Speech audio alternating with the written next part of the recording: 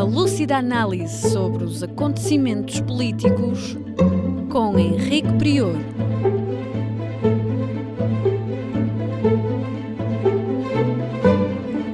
Política impura, na Rádio Transforma.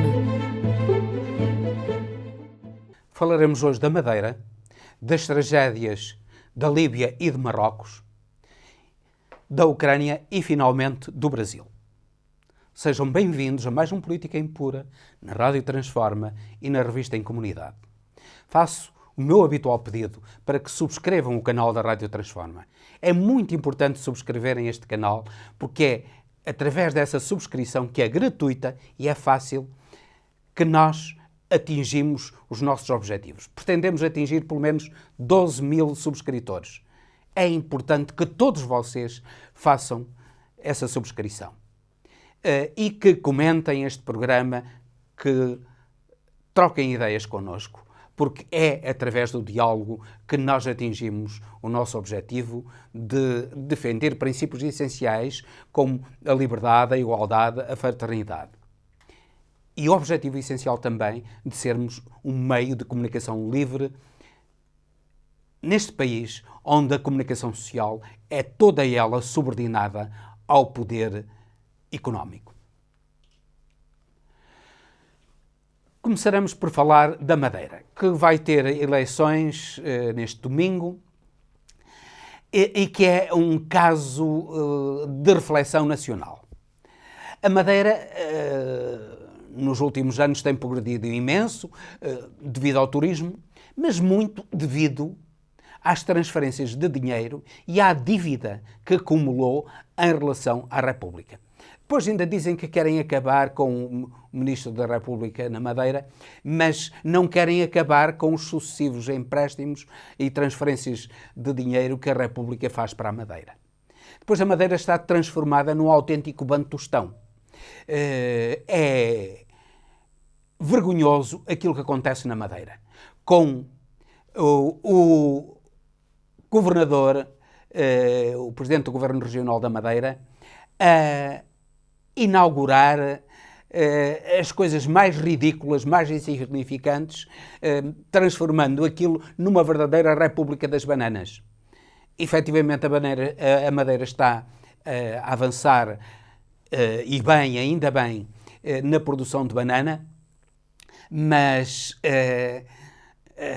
a Madeira está transformada numa autêntica República das Bananas, em que o Presidente do Governo Regional não tem vergonha em misturar sistematicamente a sua posição de candidato com a sua posição de governador. Para as câmaras municipais, por exemplo, para algumas, até para o governo, para as eleições legislativas, os candidatos que têm funções executivas não podem fazer inaugurações por alturas da campanha eleitoral. Mas ali não há problemas nenhuns, faz-se inaugurações de tudo e mais alguma coisa. E o povo paga. Como se não fosse o povo, sobretudo o povo do continente. Porque a generalidade do povo da Madeira vive na miséria. E a Madeira é um caso sério de miséria a nível nacional. É um caso sério de difusão da droga entre a população. Há uma grande parte da população madeirense absolutamente miserável.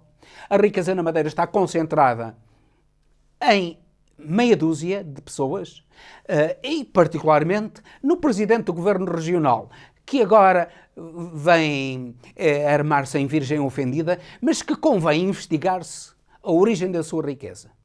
E também convém investigar-se a razão porque é que há tanta droga na Madeira e não há um combate à droga.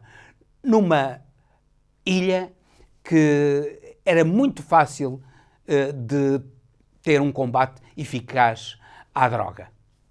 Porque é que isso não acontece? O Governo Regional da Madeira é o primeiro responsável porque isso não acontece, é o primeiro responsável porque tanta gente na Madeira, gente pobre, se tenha de refugiar na droga para poder esquecer a miséria da vida que tem. Finalmente, tem-se esse paraíso fiscal da Madeira, que é uma vergonha nacional e que o país deve acabar urgentemente, porque só dá dinheiro a alguns senhores da Madeira. Seria curioso investigar a quem é que esses paraísos fiscais da Madeira dão. Só dá dinheiro para a lavagem de dinheiro, só dá dinheiro para a corrupção, só dá dinheiro para o crime, porque grande parte das empresas que estão no paraíso fiscal da Madeira são empresas que se dedicam essencialmente à lavagem de dinheiro, à corrupção e ao crime. E não têm, pura e simplesmente, não têm trabalhadores na Madeira. A Madeira é um caso de reflexão nacional e um caso para os portugueses discutirem e defrontarem de uma vez por todas para que não continue esta República das Bananas com um governo regional absolutamente impune. Alberto João Jardim tinha muitos defeitos, mas pelo menos teve a virtude de não fazer com que a droga se disseminasse na Madeira, como está a acontecer, como um flagelo terrível que está a devastar essa ilha. Esperamos que o país acorde para o problema da Madeira, que é um gravíssimo problema nacional. Falaremos do Norte de África e da tragédia que ocorreu em Marrocos e na Líbia. No caso concreto da Líbia, é um caso paradigmático. A Líbia, no tempo de Gaddafi, era um país onde a população vivia com o mínimo de dignidade. Não havia miséria. Todas as pessoas recebiam dinheiro do petróleo e do gás. Ninguém pagava eletricidade. Havia casas para toda a gente. Se uma criança nascia, tinha logo à partida um subsídio de $5.000. Era uma sociedade equilibrada e de progresso que desenvolveu o maior projeto da África de irrigação das zonas desérticas e de transformação em zonas de cultivo de zonas desérticas. A NATO, a pedido de Israel, acabou com isso. E não deixamos de acusar aqui particularmente um indivíduo que se arma em filósofo, que dá entrevistas a jornais de todo o mundo, particularmente aos grandes jornais portugueses que lhe dão muita importância, um indivíduo chamado Bernard Henri Lévy, que temos fundadas suspeitas de que ele não passa de um agente da Mossad. Ele conseguiu convencer Sarkozy a embarcar nessa aventura criminosa que foi o assassinato de Gaddafi e a destruição da Líbia. A Líbia é um país destruído pela ganância de Israel, que não queria ter um inimigo, e pela ganância da Europa, que com Israel queria explorar as riquezas da Líbia que beneficiavam o povo líbio, e agora são os franceses, os americanos, os israelitas que estão a beneficiar das riquezas da Líbia. Hillary Clinton mostrou um ar de enorme alegria quando soube do assassinato de Gaddafi. É assim a gente que diz defender a democracia. Destrói um país e sorri. Destrói um país e fica como se nada fosse, como se não tivesse responsabilidade nenhuma, como se as armas que são fornecidas às diversas fações líbias que estão a destruir a Líbia e que o Ocidente incentiva, se essas armas não fossem fornecidas precisamente pelos traficantes de armas do Ocidente. A Líbia é um caso vergonhoso para a NATO, para o mundo ocidental. O povo líbio devia cobrar à NATO, aos americanos particularmente, sobretudo aos israelitas e particularmente a Bernard Henri Lévy, que é o responsável pelo sofrimento, pela morte de tantos líbios. Marrocos é outro caso. Marrocos é uma ditadura, sob pretexto de ser uma democracia, na realidade não é democracia nenhuma, em que o rei que vive habitualmente em Paris vive na opulência e a generalidade da população na miséria. Vimos agora este sismo. O rei primou pela absoluta ausência, pelo absoluto desprezo pelo seu povo. É tempo de as democracias ocidentais cobrarem a esses indivíduos o que é que fazem para com o seu povo. Porque, afinal de contas, fala-se em acabar com ditaduras, fala-se em democracia, fala-se em direitos humanos, mas é tudo para consumo dos ignorantes que pretendem fazer de nós todos. Na realidade, o que se pretende é defender interesses de minorias. É isso que sucedeu também na Ucrânia, com a invasão da Rússia, que foi provocada, como já temos repetido aqui, foi provocada também pela própria Ucrânia, e vimos que isso está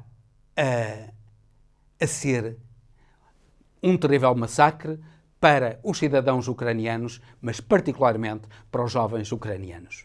E aquilo que sucedeu esta semana, nomeadamente com a ameaça da Polónia de não fornecer mais armas à Ucrânia, repare-se que a Polónia era um dos maiores apoiantes da Ucrânia e um daqueles que o primeiro país a receber imigrantes vindos da Ucrânia, e os Estados Unidos também receberam agora Zelensky de uma maneira fria. Zelensky nem sequer conseguiu ir à Câmara dos Representantes discursar, porque a maioria republicana na Câmara dos Representantes não aceitou que ele discursasse.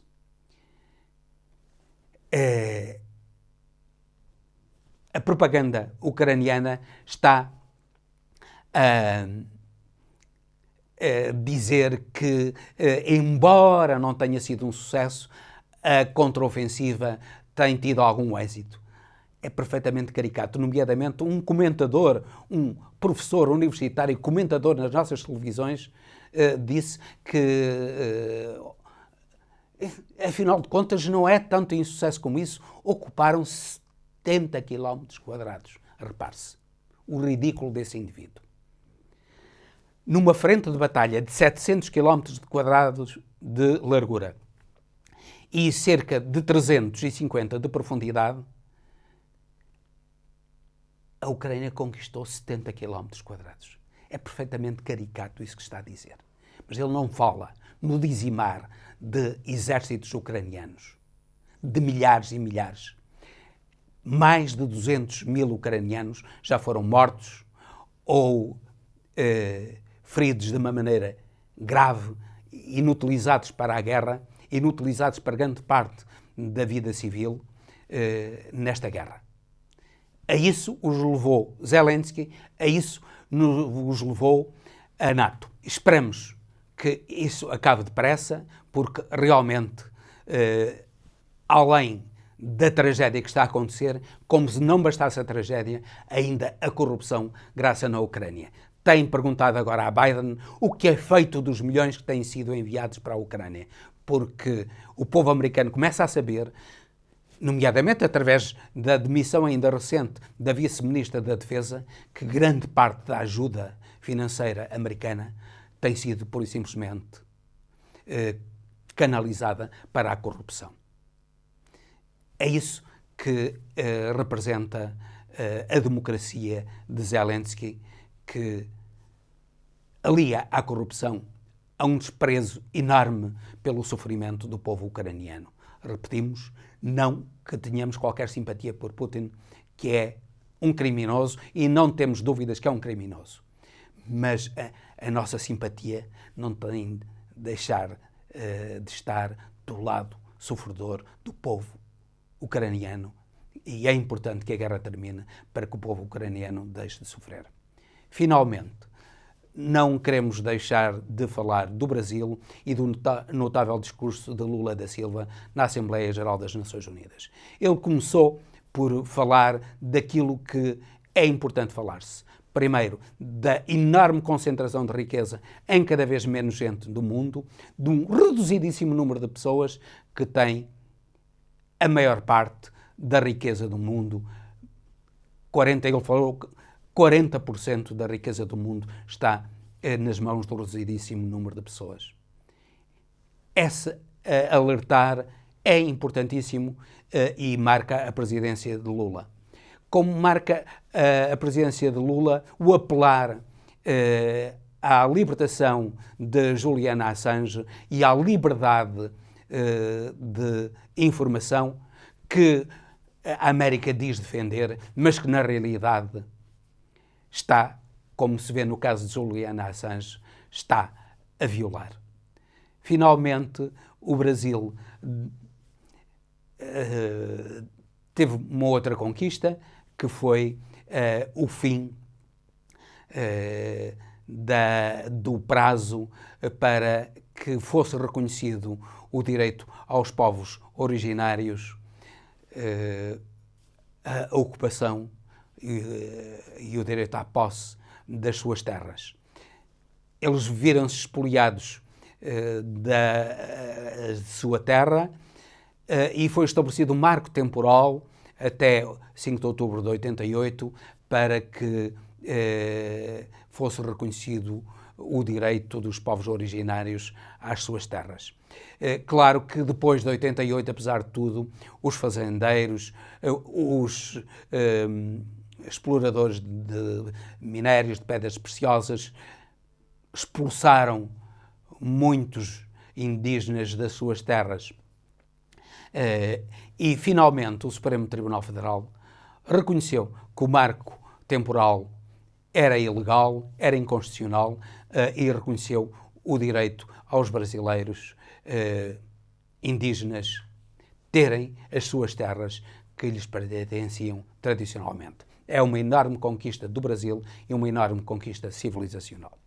E com isto termino, despedindo-me com amizade até ao próximo Política Impura, pedindo-lhes que partilhem, que subscrevam o canal da Rádio Transforma, apoiando assim este projeto de cultura e liberdade sem fins lucrativos.